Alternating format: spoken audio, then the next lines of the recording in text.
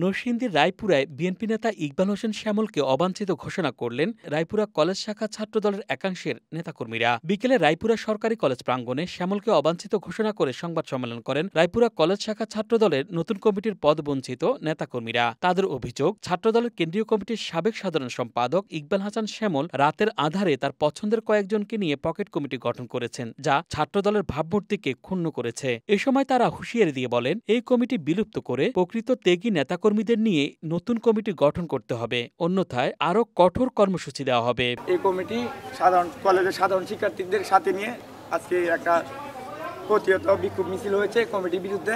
সাধারণ শিক্ষার্থীদের মতামতের ভিত্তিতে আমরা কলেজ প্রাঙ্গণে এই কমিটিকে প্রতিহত করার ঘোষণা দিয়েছি, অবাঞ্ছিত ঘোষণা করছি। সাবেক ছাত্রলীগের সভাপতির সাথে এই কমিটির অনেকেরই ছবি আছে। আমরা এই কমিটিকে অবাঞ্ছিত